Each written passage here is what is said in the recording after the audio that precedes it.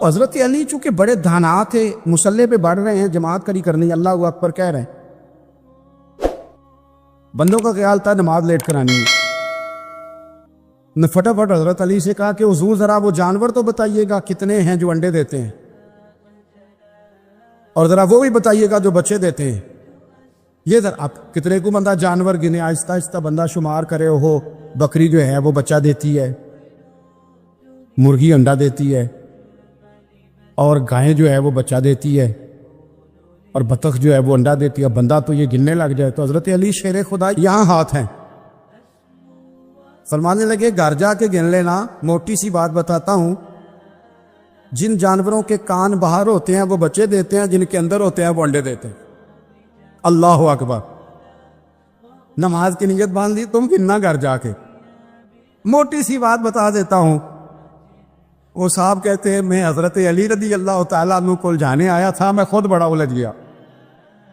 ہمیں لوگ اشتعال ہی بڑا دلاتے ہیں۔ میرے رسول کریم صلی اللہ علیہ وسلم کا کمال یہ ہے کہ رسول پاک کو کبھی اشتعال نہیں آیا، اور بھائی حضور کو کبھی اشتعال ہے بول کے بتائیے، اشتعال چھوڑ دو، ہم محتاج ہیں نبی پاک کے، ہم نے جو سیکھنا ہے اپنے نبی سے سیکھنا ہے۔ وہ اگر زندگی میں آپ نے اشتعال چھوڑ دیا، بہت سارے لوگ دانا پھینکنے آتے ہیں اور پھینک کے چلے جاتے ہیں، ہم پیچھے سے لڑتے رہتے ہیں۔ اگر آپ اشتعال چھوڑ جائیں، دیکھو حضور کے میلاد پر میں نے کیا بات چھیڑی ہے، بڑی ضروری سمجھی ہے تو چھیڑی ہے۔ نبی پاک کو نا اپنے دادا سے بڑا پیار ہے، بڑا دادا سے، والد سے تو ہوتا ہی ہے، ماں سے تو ہوتا ہی، حضور کو اپنے دادا سے۔ بخاری شریف میں حدیث ہے، جناب ابو سفیان رضی اللہ تعالیٰ عنہ حدیث کے راوی ہیں، فرماتے ایک جنگ میں حضور کے ساتھ تھا فتح مکہ کے بعد، تو کافروں نے بڑا شدید حملہ سامنے سے کر دیا۔ فرماتے ہیں جب انہوں نے شدید حملہ کیا تو مسلمان تھوڑے پیچھے ہٹے، ارادہ یہ تھا کہ نئی منصوبہ بندی کے ساتھ آگے بڑھیں گے۔ کہتے میں نے نبی پاک صلی اللہ علیہ وسلم کے گھوڑے کی لگام تھامی ہوئی تھی، صحابہ پیچھے ہٹے پر حضور نہیں پیچھے ہٹے اور آگے بڑھے۔ تو میں نے کہا یا رسول اللہ سب لوگ پیچھے ہٹ رہے ہیں، ذرا پیچھے ہٹ کے نئی حکمت عملی، نئی تازگی ساکھ کے ساتھ وار کریں گے تاکہ مقابلہ کر سکے۔ تو جنگ کا موقع ہے، جنگ کا وقت ہے، اور حضور وہاں نعرہ کیا لگاتے ہیں، فرمایا پیچھے نہیں ہٹنا، کیوں؟ انا النبی لا کاذب، انا ابن عبد المطلب لا کاذب، فرمایا پیچھے نہیں ہٹنا ہے۔ ایک تو اس لیے نہیں ہٹنا کہ میں نبی ہوں اور یہ بھی سچ ہے، اور اس لیے بھی پیچھے نہیں ہٹنا کہ میں کوئی معمولی آدمی نہیں، میں عبد المطلب کا پوتا ہوں۔ اب پیچھے ہٹنا، کتنی دلچسپی ہے اپنے دادا کے ساتھ، کتنا پیار ہے۔ ضروری نہیں دادا پی ایچ ڈی ہو تو پھر ہی پیار کیا جائے، یہ بھی ضروری نہیں کہ دادا کروڑ پتی ہو تو پھر بھی پیار کیا جائے، یا دادا پیر ہو، صوفی ہو، عالم ہو تو پھر ہی پیار کیا جائے۔ ماں باپ تو ماں باپ ہی ہوتے ہیں، ماں باپ تو ماں باپ ہوتے ہیں۔ مجھ سے کوئی کہے میں اپنی اماں پہ 6 جلدوں میں کتاب لکھ سکتا ہوں، میں ذمہ داری سے کہہ رہا ہوں، وضو کے ساتھ بیٹھو، اگر کبھی اللہ مجھے موقع دے تو میں کئی جلدوں میں اپنے والد پر کتاب لکھ سکتا ہوں۔ یہ ضروری تو نہیں کہ ماں باپ پڑھے لکھے ہوں تو پھر ہی ان پہ لکھا جا سکتا ہے۔ ماں اگر اپلے بھی تھاپتی ہو نا، اسے الف با تا سا نہ بھی دیکھ کے پڑھنا آتا ہو تو بیٹے سے پیار کتنا کرنا ہے یہ اسے آتا ہوتا ہے، یہ اللہ اسے دیکھ کے بھیجتا ہے، اس کے لیے کسی پی ایچ ڈی کی ضرورت یہ اسے پتہ ہوتا ہے، یہ اللہ تعالیٰ اس کے سینے میں پہلے اتارتا ہے۔ نبی پاک صلی اللہ علیہ وسلم کو بڑا پیار، انا ابن عبد المطلب، اور میں کوئی معمولی آدمی نہیں، میں عبد المطلب کا پوتا ہوں۔ یہ جنگوں میں حضور اعلان کرتے۔ اب دوسری کتاب دیکھی الوفا شریف میں اور شفا شریف میں حدیث ہے، حضرت عمر فاروق راوی فرماتے میں کھڑا تھا، یہودیوں کا ایک بہت بڑا عالم ہے، زید بن دسنا اس کا نام ہے، حضرت بلال حبشی رضی اللہ تعالیٰ عنہ فرماتے ہیں کہ جب کہیں ضرورت پڑتی تھی تو ہم لوگوں سے قرضہ لیتے تھے، وہ ایک دن مجھے کہنے لگا مجھ سے قرضہ لے لیا کرو، میرے پاس پیسے پڑے ہوتے ہیں، میں نے اس سے قرضہ لے لیا نبی پاک صلی اللہ علیہ وسلم کے مہمانوں کے لیے، کیونکہ میری ذمہ داری تھی مہمانوں کی دیکھ بھال۔ آپ فرماتے ہیں کہ ابھی اس کے حضرت عمر فرماتے ہیں کہ وعدے میں 3 دن باقی تھے، میں حضور کے ساتھ تھا، وہ عالم تھا یہودیوں کا، تورات جانتا تھا، تو چوک میں اس نے کھڑا کر لیا اور کھڑا کر کے کہنے لگا نبی کریم صلی اللہ علیہ وسلم سے کہ میرے پیسے دے۔ حضور صلی اللہ علیہ وسلم نے فرمایا کہ ابھی تو 3 دن باقی ہیں وعدے میں، انشاءاللہ وعدے پہ دے دیں گے۔ میں نے جو مضمون چھیڑا ہے وہ میں نے مکمل کرنا ہے، آپ میری بات پہ توجہ کرنا۔ میں کہہ چکا ہوں کہ حضور کو دادا سے بڑا ہی پیار ہے۔ اب وہ یہودیوں کا عالم کیا کہتا ہے نبی پاک کو، تانا کس طرح دیتا ہے، معاذ اللہ ثم معاذ اللہ، نقل کفر نہ باشا۔ جب حضور نے کہا نا ابھی 3 دن باقی ہیں، تو کہنے لگا جی معاذ اللہ ثم معاذ اللہ، پھر معاذ اللہ، کروڑ دفعہ معاذ اللہ۔ کہنے لگا جی عبد المطلب کی اولاد کا طریقہ یہ ہے، پیسے لے لیتے ہیں پھر واپس نہیں کرتے، ہے نا اشتعال والی بات۔ یعنی ویسے ہی آپ کسی کو کہیں کہ تیرے دادے کی اولاد ساری کا طریقہ ہی وہ گرم ہو جائے گا، اور اگر یہ کہہ دیا جائے اس ذات کے بارے میں جس سے آپ پیار بھی عشق کی حد تک کرتے ہو، تو اب تھپڑ تو بنتے ہیں نا 4، اب ڈنڈا تو بنتا ہے نا۔ لیکن میرے نبی پاک اشتعال میں نہیں آتے تھے، مزاج نہیں تھا رسول کریم۔ نبی کریم صلی اللہ تعالی علیہ وسلم نے اتنی بڑی بات کر دی کہ حضرت عمر کہتا میں نے یوں کر کے تلوار پہ ہاتھ رکھا، نکال لی نیام سے باہر، گردن اڑاؤں گا اس گستاخ۔ رسول کریم نے فرمایا عمر یہ تو کیا کر رہا ہے، تیرے تو ذمہ یہ تھا کہ تو اسے نرمی کا کہتا اور مجھے پیسے دینے کا کہتا، اب اس طرح کر، اسے فلاں جگہ لے جا، وہاں کھجوریں پڑی ہیں تول کے دے دے، چل 2 کلو زیادہ بھی دے دینا۔ حضرت عمر فاروق رضی اللہ تعالیٰ عنہ کہتے ہیں میں نے کہا حضور زیادہ کس بات کی، میں تو پوری بھی ذرا ناپ تول کے دوں گا، اور احتیاط سے کس بات کی زیادہ، اس نالائق کو زیادہ دوں؟ حضور فرمانے لگے کہ زیادہ اس لیے دینی ہے کہ تو نے اسے ڈانٹا ہے، تو نے تلوار دکھائی ہے، اب 2-3 کلو زیادہ دینی۔ حضرت عمر کہتے ہیں میں لے گیا، میں نے 2-3 کلو کھجوریں زیادہ دی، اور وہ میرے اندر جو اس کے بارے میں کوفت تھی وہ جاتی نہیں تھی، میرا دل کرتا تھا کاٹ ڈالوں اسے، اور جب میں نے دے لی نا تو میرے قریب آیا، میرے گھٹنے پہ ہاتھ رکھا۔ آنسو بڑے قیمتی ہوتے، ایک کبھی نکلتے۔ کہتے ہیں جب میرے گھٹنے پہ اس نے ہاتھ رکھا تو وہ یہودیوں کا عالم رو پڑا، کہنے لگا عمر تیرا کیا خیال ہے کہ میں بلا وجہ یہ میں نے بات کر دی؟ کہا نہیں، روتا کیوں ہے، پہلے بے ادبی کرتا اب روتا ہے۔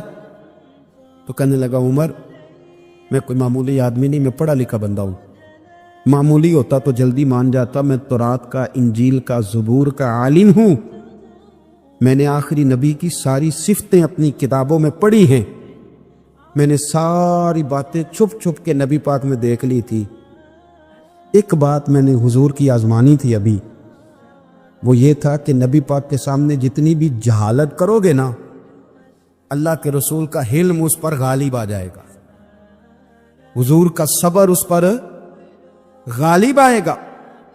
میں نے نا آج وہ آزمانا تھا، اور میں نے نا سازش کر کے بلال کو پیسے دیے تھے، اور میں نے سازش کر کے 3 دن پہلے مانگے تھے، پر عمر تجھے مبارک ہو، میں نے تو آزما کے مانا ہے، تو بغیر آزمائے محمد عربی کا غلام بن گیا ہے، اب لے جا، مجھے معافی بھی دلا، اور نبی پاک صلی اللہ علیہ وسلم کی غلامی بھی میرے لیے، اس سند پہ بھی تو میرے ساتھ شامل ہو۔ زندگی میں اشتعال نہ اپنے آپ کو آنے دے۔ لوگ دنیا میں باتیں کرنے آئے ہیں، اور باتیں کرنے والے رہ جایا کرتے ہیں، باتیں کرنے والے، میری بات کی سمجھ آ رہی ہے، اور کام کرنے والے وہ کر جاتے۔ اگر آپ باتوں پہ آپ وقت گزاریں گے تو رہ گئے اشتعال۔ وکیلوں کو بھی یہاں اشتعال آتا ہے، یہاں ڈاکٹروں کو بھی اشتعال آتا ہے، یہاں فلانے کو بھی اشتعال آتا ہے، یہاں بھئی آپ کس چکر میں پڑ گئے؟ اگر آپ کو اشتعال ہی آنا ہے، آپ دیکھیں نا اہل طائف نے نبی پاک کے ساتھ کیا کیا، تاریخ میں نا کچھ الفاظ ایسے ہیں جو پڑھے نہیں جاتے. جب انہوں نے کہا کہ معاذ اللہ آپ نبی ہیں جو دروازہ دروازہ گھوم رہے ہیں، آپ نبی ہیں جن کے ساتھ لشکر ہی کوئی نہیں، پیسے ہی کوئی نہیں، آپ ہیں. اتنے سخت جملے. تو پتھر بھی مارے. اشتعال تو 1.5 منٹ میں آ جاتا بندے کو، اور ہمارے ہاں تو رہ بھی صرف اشتعال ہی گیا ہے. صرف اشتعال ہی ہے، جس کو دیکھو اسے اشتعال ہے. ادھر بھی لڑائی، ادھر بھی دنگا، ادھر بھی فساد. بھئی آپ چھوڑیں. رسول کریم علیہ السلام کو حضرت زید بن حارثہ نے کہا حضور دعا کریں یہ تباہ ہو جائے. نبی پاک نے فرمایا، لفظ حدیث کے فرمایا لم ابعث لعانا، فرمایا میں کو تانے دینے والا بن کے آیا ہوں، میں کو وہ ہوں جو تانا زنی کروں گا، بد دعا دوں گا انہیں. فرمایا انما بعثت ہادیا و رحمہ، فرمایا میں تو رحمت بن کے آیا ہوں اور لوگوں کو ہدایت کا راستہ دکھانے کے لیے آیا ہوں. زندگی میں کبھی بھی اشتعال. ایک بات اور کرنی ہے آپ سے، اس پر بھی آپ نے خاص توجہ کرنی ہے، جو ہمارے لیے سرکار کی محتاجی میں سے خیرات ہم نے لینی ہے. وہ یہ ہے نبی پاک صلی اللہ علیہ وسلم کو نا قرآن مجید نے حریص کہا. اللہ اکبر. یہاں شاید آپ مجھے کہہ دیں تو میں ناراض ہو جاؤں، لیکن قرآن نے کہا حریص علیکم بالمؤمنین رؤوف الرحیم. اللہ کرے کہ ہم قرآن کے الفاظ پر غور کریں. حریص علیکم، اے میرے محبوب کے غلاموں، نبی پاک صلی اللہ علیہ وسلم نا تم پر حریص ہیں، یعنی تمہاری بھلائی چاہنے میں جلدی کرتے. تمہاری بھلائی چاہنے میں یہ ایسے الفاظ ہیں کہ اس سے بڑھ کر میں ان کا معنی نہیں کر سکتا. اگرچہ علماء تفسیر نے حریص علیکم کے کئی معنی بیان فرمایا محبوب کو جلدی ہے. بیٹا بھی اماں سے کہتا ہے اماں آہستہ آہستہ میری ترقی ہوگی نا. اب مرید بھی پیر صاحب سے کہتا ہے حضرت صاحب ہوں میں شروع کرتے لئیے سویرے اٹھتے پہنا میں ہولی ہولی کر کے داڑھی. مجھے تو خیر بہت سارے کہتے ہیں، اس لیے ایک میرے سنگی ہیں اللہ تعالیٰ انہیں جزائے خیر دے، وہ جنوبی پنجاب سے ہیں تو وہ سرائکی ہیں. اب ہمیں اللہ نے یہ اعزاز دیا ہوتا ہے کہ ہمارے پاس ہر زبان کا بندہ ہوتا ہے، اس لیے کئی دفعہ اپنی زبان بھی گڈ مڈ ہو جاتی ہے، کیونکہ سب سے بات کرنی ہوتی ہے نا جی. تو مجھے کہنے لگے ایک دن فون کر کے پیر صاحب مبارک ہو گئے. میں نے کہا جی خیر مبارک، کیا ہوا؟ کہنے میں ہم چھوٹی چھوٹی داڑھی رکھ لئی اللہ دے فضل نہ. میں کہا چلو میں تیری مبارک قبول کی تو مہربانی کری انہوں کھاد شاد باندھا رہی تاکہ تھوڑی بڑی بھی ہو ہی جائے. یہ مبارک ہوئے میں چھوٹی چھوٹی، میں کہا چلو اللہ کریم خیر کرے گا بڑی بھی ہو جائے. حالانکہ داڑھی کا کوئی وزن ہی نہیں ہوتا. کیوں ہوتا ہے؟ نہ چھوٹی کا نہ بڑی کا. اللہ سمجھنے کی توفیق عطا فرمائے. بار کہ جو بات عرض کرنی ہے اس کی طرف آتا ہوں آپ حضرات سے. حریص علیکم، بھئی ہر بندہ کہتا ہے میں آہستہ آہستہ چلوں گا، لیکن نبی پاک صلی اللہ تعالی علیہ وسلم نے شوق رکھتے میری امت کو جلدی سے خیر ملے، جلدی سے. آپ دیکھیں نا ہم نے نا اصل میں سنی تقریریں، سنانے والوں نے سنا دیں، بس وہ ٹھیک ہے ایک نظام ہے، لیکن کبھی کبھی نا ہم الجھ جاتے ہیں، اڑ جاتے ہیں کہ یار ایسے بھی ہوتا ہے. نبی پاک جلدی کرتے ہیں اپنی امت کو خیر دینے میں، جلدی. حضرت ابو ہریرہ نے حافظہ مانگا تو فٹافٹ دیا حضور. حضرت جابر ابن عبداللہ نے کہا حضور گھر میں غربت ہے تو فرمایا یہ کلو لے جا، کھول کے نہ دیکھنا کھجورے، کھاتا رہنا ختم کوئی نہیں ہوگا. جس نے جو مانگا نا جو ذرا جلدی کر. مرنا ہے پھر قبر میں جانا ہے، پھر قیامت تک قبر میں لیٹنا ہے، پھر قبر سے اٹھنا ہے. وَإِذَا الْقُبُورُ بُعْثِرَتْ عَلِمَتْ نَفْسٌ مَا قَدَّمَتْ وَأَخَّرَتْ. پھر وہاں سے اٹھ کے حساب دینا ہے. حساب کے بعد جنت دوزخ کا فیصلہ ہونا ہے. اور میرے نبی پاک صلی اللہ علیہ وسلم کو بڑا شوق ہے امت جلدی جلدی جنت میں جائے، لہذا فرمایا ابو بکر تو بھی جنتی ہے. حضور وہ قبر، وہ اٹھنا، وہ حساب کتاب، فرمایا میں جانوں اللہ جانے. عمر تو بھی جنتی ہے، عثمان بھی جنتی ہے، علی بھی جنتی ہے، طلحہ بھی جنتی ہے، زبیر بن عوام بھی جنتی ہے، طلحہ بن عبید اللہ بھی जन्नती 10 बंदों को ना खड़े खड़े जन्नत। इमाम हसन और हुसैन पीछे खेल रहे थे। तो पूछ लिया किसी ने, हुजूर ये 10 तो जन्नती हैं, तो फरमाया जो पीछे हैं, तो कहा सैयदुल शुबाब अहल जन्नह, ये जन्नती हैं और ये जन्नतियों के सरदार हैं। आप जरा पलट के देख लें किस तरह हुजूर ने, और ये इस शौक को आप समझे, हमें तो शौक ही कोई नहीं।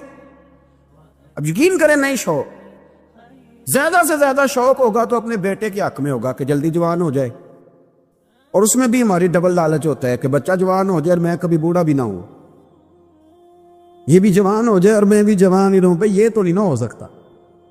अगर वो जवान होगा तो फिर आपको बूढ़ा होना पड़ेगा, लेकिन हमारा डबल लालच है, ये भी जवान हो जाए और मैं भी जवान ही रहूं। ये हो सकता?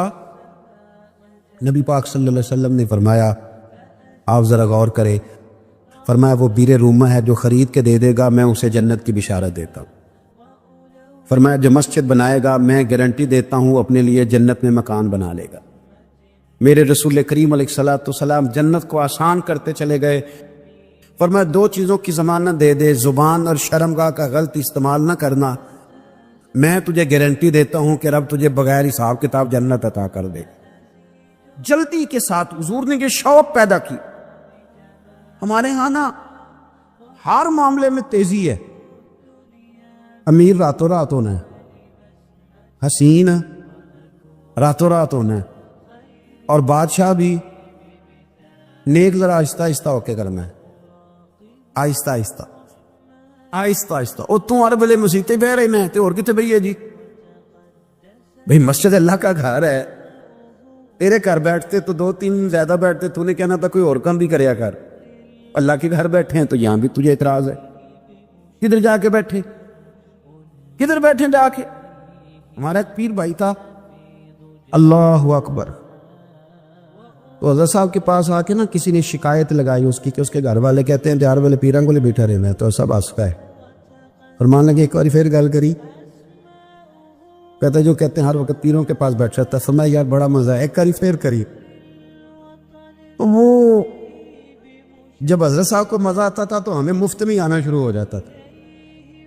तो ये तो बड़ी बात है ना जी कि कोई किसी अल्लाह वाले के पास बैठता है। मेरी बात को समझ ले, जल्दी करते रसूल करीम, हमें भी थोड़ी जल्दी करनी चाहिए नबी पाक का गुलाम बनने।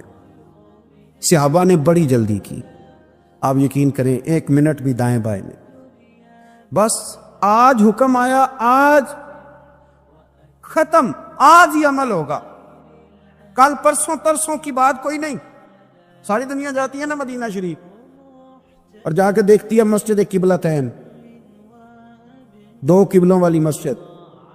यार बड़ा मुश्किल काम है, बड़ा मुश्किल काम है। लोग कहते हैं पहला तुसी अनजान दे सो, अब ये कहना शुरू कर दिए बड़ा मुश्किल काम है। हुजूर ने 4 रख्तों वाली नमाज 2 इधर मुंह करके पढ़ाई और फिर 2 रखते, और यार मुश्किल है काम, बड़ा मुश्किल। यहां तो मेरे भाई पगड़ी का स्टाइल बदल नाराज हो जाते। और मेरे रसूल करीम सल्लल्लाहु अलैहि वसल्लम ने काबे का रुख ही फेर लिया तो सलाम के बाद सहाबा ने सवाल नहीं किया। किसी ने पूछा कल तुमने 2 उधर पढ़ी थी, आज उधर पढ़ी। उन्होंने कहा हमने किबला नहीं देखा, हमने तो ये देखा इमाम किधर जा रहा है।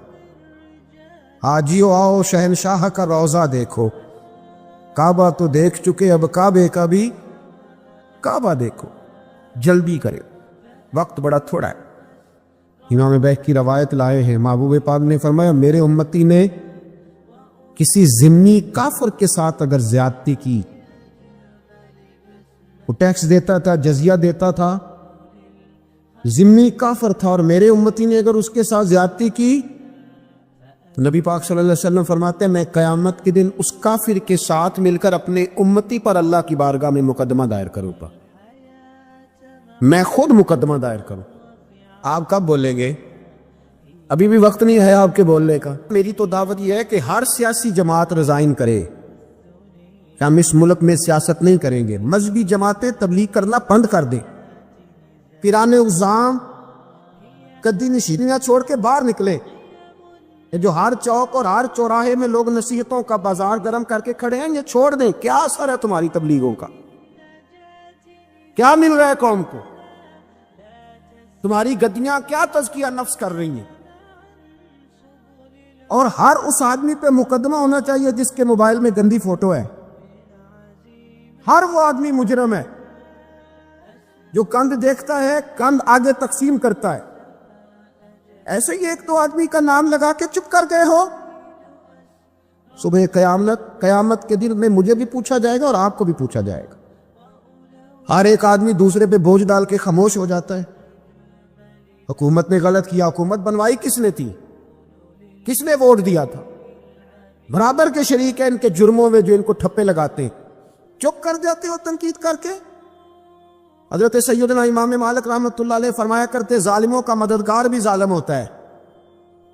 تو ان کو ٹھپے لگانے والا ظالم نہیں ہوتا؟ وہ نہیں مددگار ظالموں کا؟ ابھی تک لوگ کہہ رہے ہیں مولانا آپ سخت جملے کہتے ہیں، آپ سخت جملے کہتے ہیں، آپ بچیں. میں نے کہا تمہیں پتہ نہیں نا، تمہیں خبر نہیں، تم اس زیادتی کا شکار نہیں ہو، تمہیں کیا پتا. میرے ایک چچا کا بیٹا تھا، اکلوتا تھا، وہ رستے میں جاتے ہوئے کسی کی گولی کا شکار ہو گیا. میں تھانے گیا پرچہ کٹوانے. طالب علمی کا زمانہ تھا. جب میں گھر سے نکلا تھا تو میری جیب میں 2 روپے تھے. میرے تو ابا جی بڑی دیر پہلے انتقال کر گئے. چچا کی یہ حالت تھی کہ وہ بیچارے اٹھنے کے قابل نہیں رہے، ایک بیٹا تھا. اور میں جب تھانے گیا تو میں نے پرچہ کاٹنے والے سے کہا کہ قتل ہو گیا ہے، پرچہ کٹوانا ہے. اور ڈاکٹر یہ کہتا ہے، ڈاکٹر یہ مسیحا بنے پھرتے ہیں قوم کے، وہ کہتا ہے لاش کو ادھر رکھو اور پہلے پرچہ کٹوا کے لاؤ، پھر پوسٹ مارٹم کریں گے.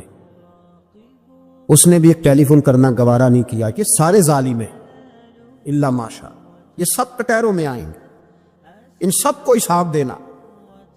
ان کی گودوں میں بیٹھنے والے مولوی اور پیر سب سے پہلے وہ لٹکائے جائیں گے. سب سے پہلا نمبر ان کا ہے.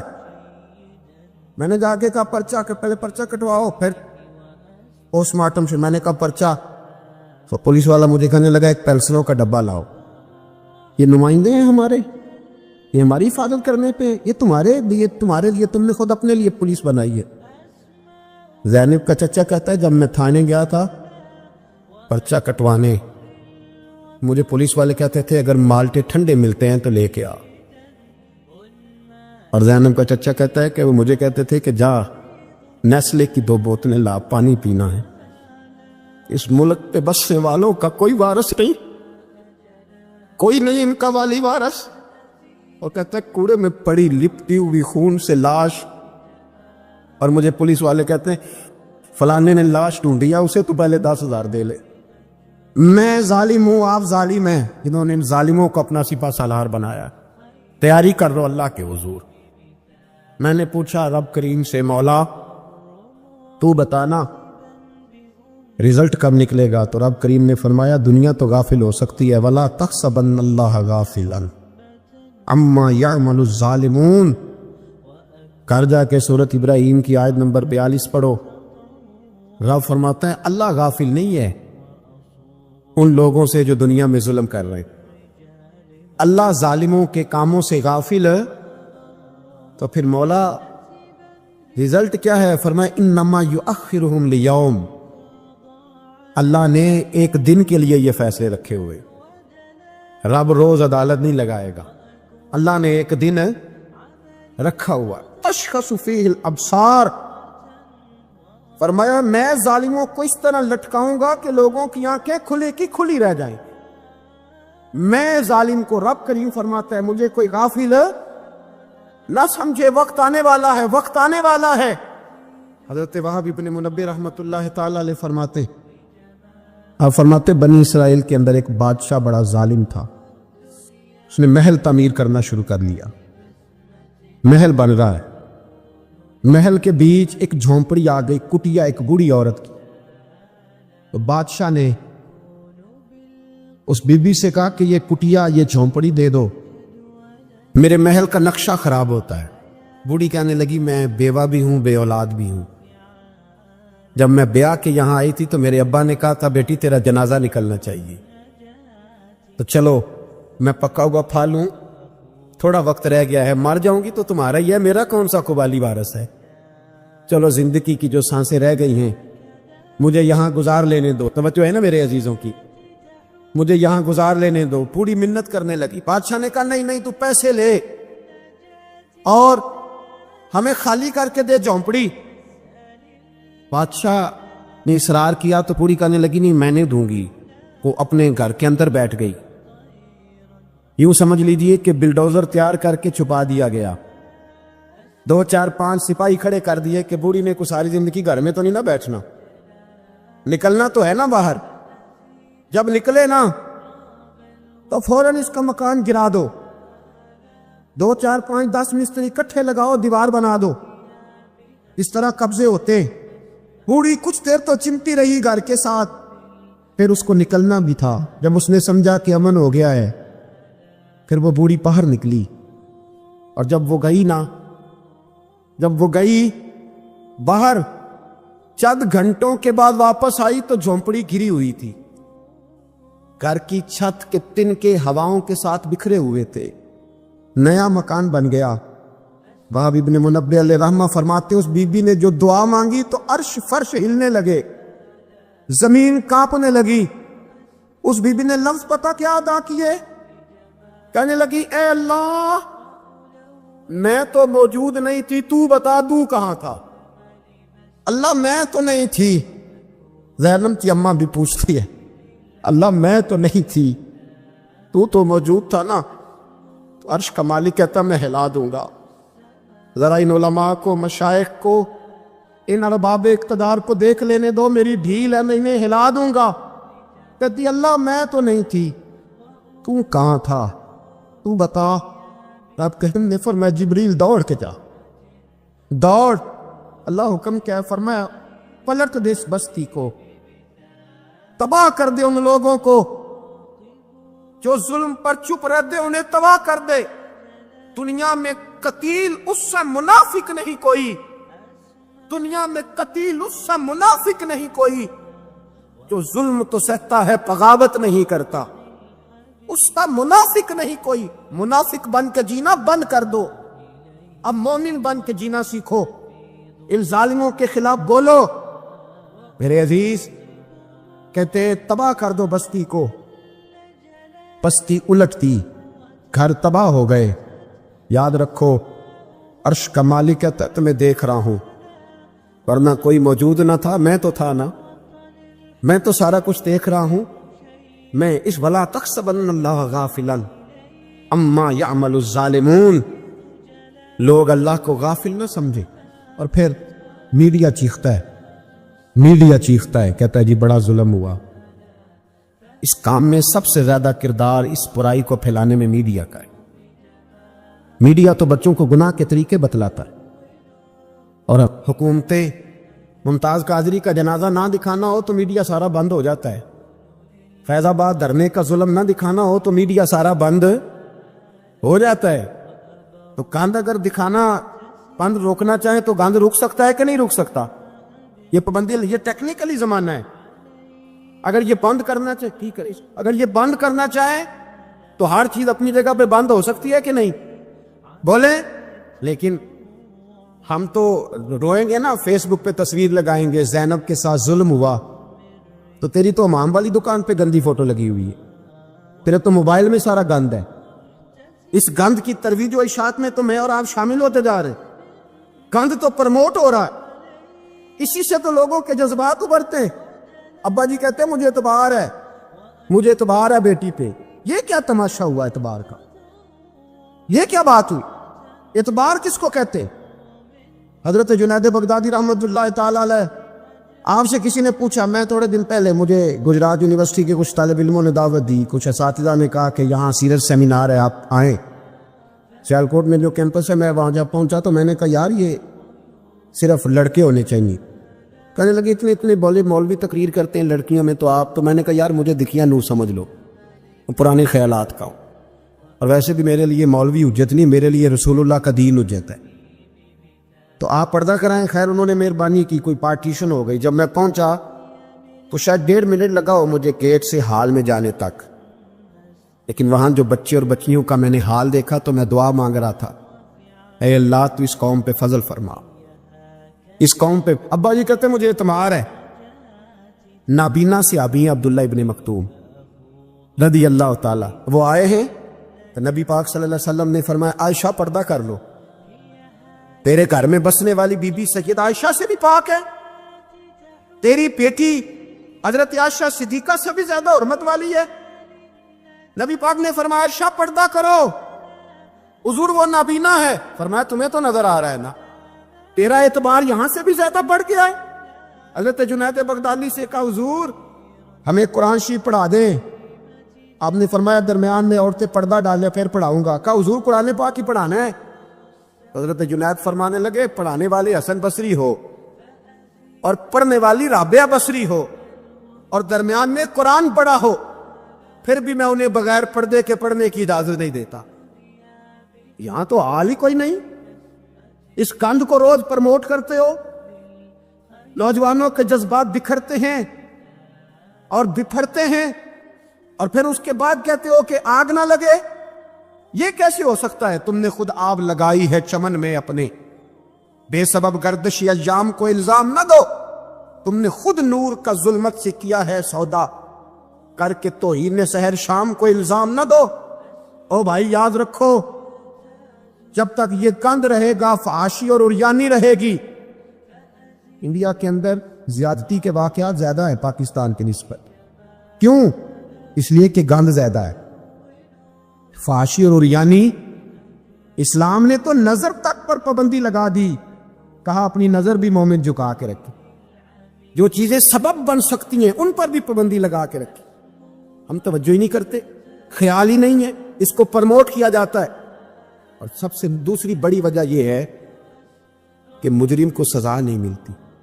مجرم کو سزا بولیے، وہ چھوٹ گیا نا سر عام ایک بڑے آدمی کا بیٹا قتل کرنے والا، چھوٹ گیا نا، وہ جس نے سر عام ایک سپاہی کانسٹیبل کو کچل دیا تھا، وہ بچ گیا نا، آ گیا نا باہر۔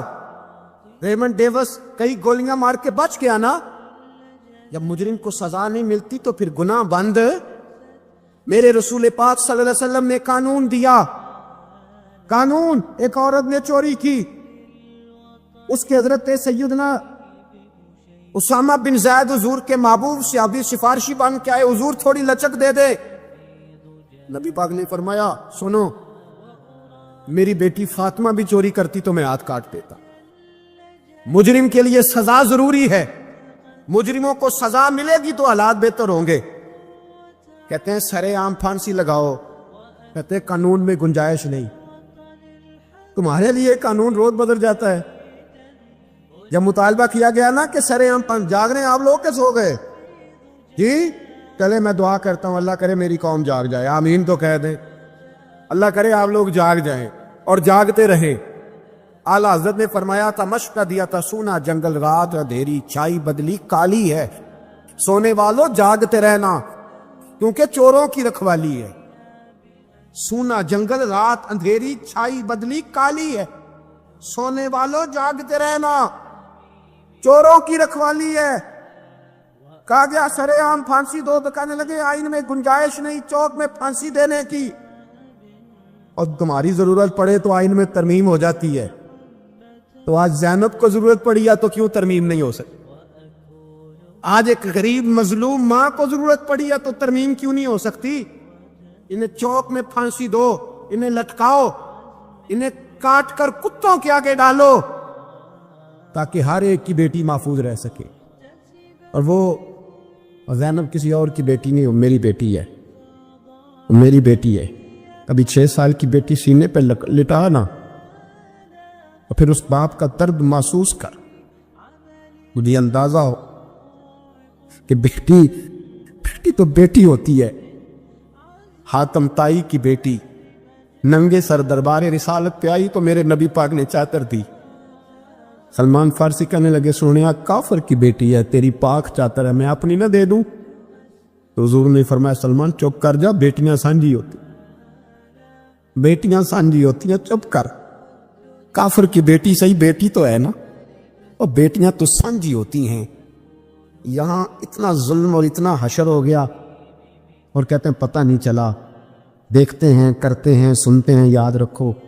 اب بھی سمجھ جاؤ، اے اللہ اس اجتماع میں تیری بارگاہ میں دعا کرتے، خداوندہ ساری بیٹیوں کو حفاظت کا پردہ عطا فرما، اللہ سب کے لیے حفاظت کے پردے نصیب فرما۔ حضرت عمر کے زمانے میں نا ایک نوجوان تھا، نیک تھا، مسجد جایا کرتا تھا رات کو، تو مسجد جا رہا تھا تو رستے میں ایک عورت نے دعوت گناہ دی، ابن عساکر نے اس کو لکھا ہے۔ تو نوجوان تھا، خواہشات تھی، کچھ طبیعت مائل ہو گئی، ابھی ادھر جا ہی رہا تھا کہ کسی نے آیت پڑھ دی، والی من خاف مقام ربی جنتان، جو رب کے سامنے کھڑے ہونے سے ڈرے گا اللہ 2 جنتیں دے گا۔ واقعی ڈر گیا، وہ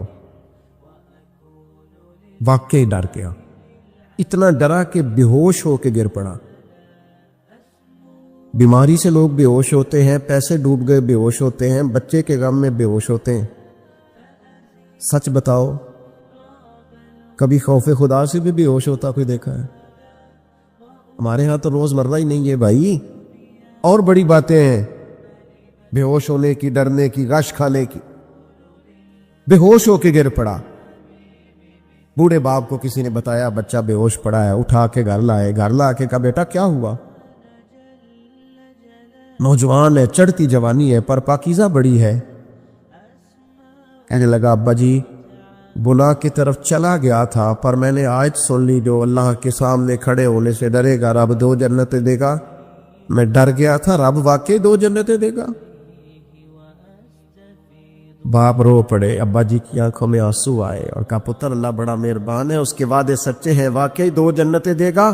اس میں پھر ایک چیخ ماری اور اس طرح کی ماری کہ اس کی روح ہی پرواز کر گئی، روح ہی پرواز کر۔ کشتگانے خنجر تسلیم را، عشق کی خنجر سے قتل ہو گئے لوگ۔ صبح حضرت عمر کو پتہ چلا کہ انہوں نے تو رات جنازہ بھی پڑھ دیا، تدفین بھی کر دی۔ جناب عمر فرمانے لگے اتنا نیک نوجوان خوف خدا سے دنیا سے چلا گیا، مجھے کیوں نہیں بلایا، میں جنازہ پڑھتا۔ فاروق اعظم فرما رہے ہیں میرا شوق تھا میں اس کا جنازہ پڑھتا۔ حضور آپ کو تکلیف نہیں دی، فرمایا بتاؤ قبر کہاں ہے؟ تے کامل پیر انہاں دے باہو قبر جنہ دی جیوے۔ حضرت فاروق اعظم قبر پہ تشریف لے گئے اور کھڑے ہو کے فرمانے لگے نوجوان مجھے امید ہے میرے رب نے تجھے 2 جنتیں دی ہوں گی۔ ابن عساکر کھول کے دیکھو تاریخ بغداد نے کیا لکھا ہے۔ حضرت سیدنا فاروق نے فرمایا امید ہے 2 جنتیں دی ہوں گی، قبر کے اندر سے بولا کامل پیرو نہ دے باہو قبر جنا دی جیوے۔ قبر کے اندر سے بولا، کہنے لگا حضور امید والی بات نہیں، رب کے وعدے سچے ہیں، اس نے واقعی مجھے 2 جنتیں عطا فرمائی، 2 جنتیں دی ہیں، میں نے اپنے مالک کو راضی پائے۔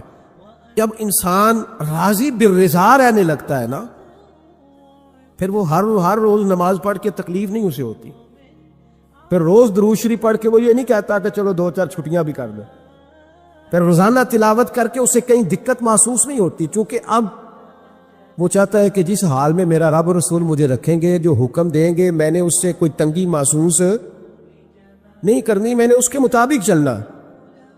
اور قرآن مجید نے ایک نیا انداز اختیار کیا سورہ مائدہ کے اندر، اس کی آیت نمبر 119 ہے۔ اللہ کریم نے فرمایا رضی اللہ عنہم ورضوا عنہ، صحابہ کی بات ہو رہی ہے، فرمایا وہ اللہ سے راضی ہے اور اللہ ان سے راضی ہے۔ حضرت سیدنا موسیٰ علیہ السلام نے عرض کی کوہ طور پہ جا کے مولا میری قوم پوچھتی ہے کہ کوئی ایسا کام بتا جو ہم کریں تو ہم سے راضی ہو جائے۔